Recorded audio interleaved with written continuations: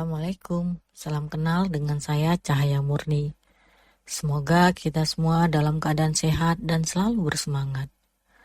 Pada channel Bangunan Gedung kali ini, saya akan menjelaskan tentang video kelas pada klasifikasi bangunan gedung. Sebelum lanjut, mari like, komen, share, dan subscribe. Kelas pada klasifikasi bangunan gedung. Apa saja kelas pada klasifikasi bangunan gedung? Menurut PP nomor 16 tahun 2021.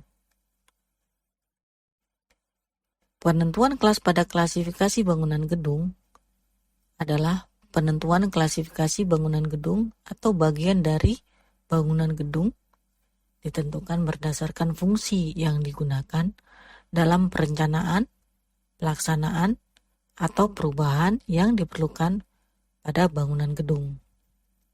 Adapun kelas pada klasifikasi bangunan gedung yaitu kelas 1, bangunan gedung hunian biasa yang terdiri dari kelas 1A, bangunan gedung hunian tunggal yang berupa satu rumah tunggal atau satu atau lebih bangunan hunian gandeng yang masing-masing bangunannya dipisahkan dengan suatu dinding tahan api, termasuk rumah deret, rumah taman, dan villa.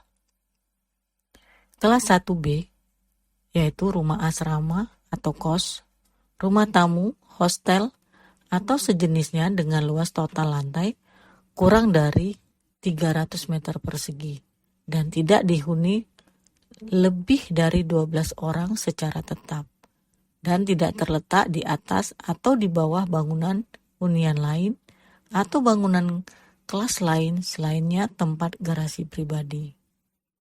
Contoh, kos, losmen, hostel yang luasan tidak lebih dari 300 meter persegi dan dihuni tidak lebih dari 12 orang.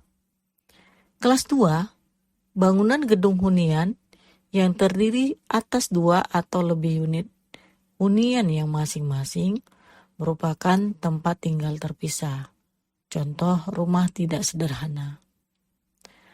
Kelas 3 adalah bangunan gedung hunian di luar bangunan kelas 1 atau kelas 2 yang umum digunakan sebagai tempat tinggal lama atau sementara oleh sejumlah orang yang tidak berhubungan.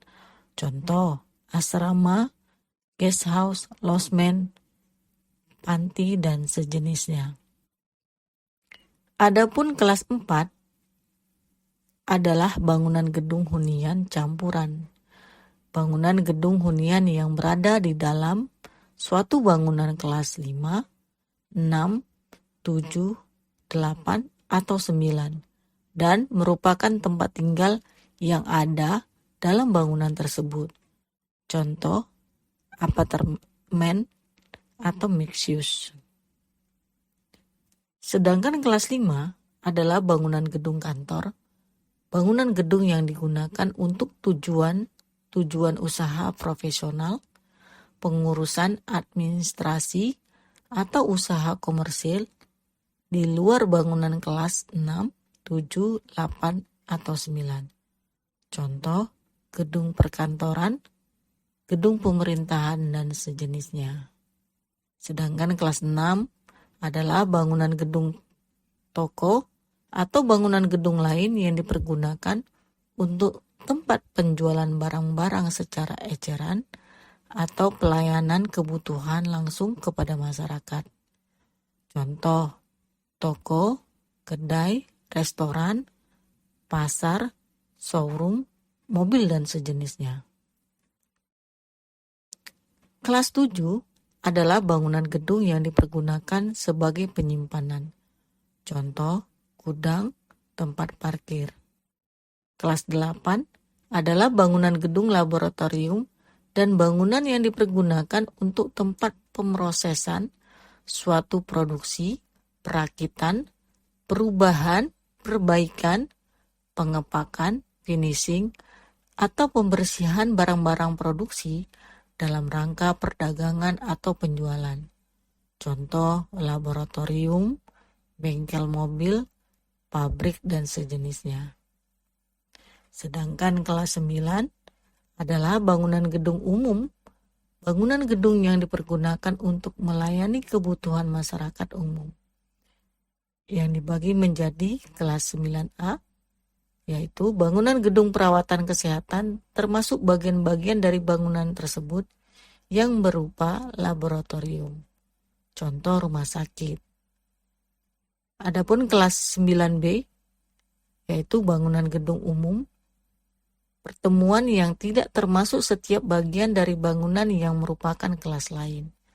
Contoh, sekolah, tempat peribadatan, tempat budaya, bengkel kerja atau workshop, dan sejenisnya. Dan untuk kelas 10, bangunan gedung atau struktur yang merupakan sarana atau prasarana bangunan gedung yang dibangun secara terpisah, terbagi menjadi kelas 10A.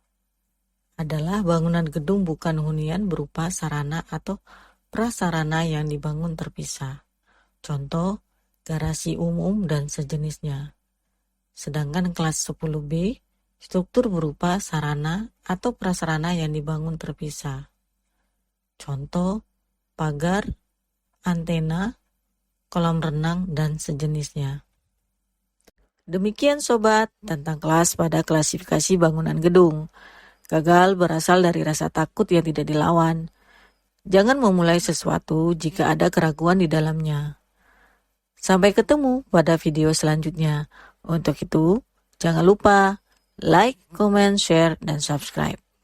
Wassalam.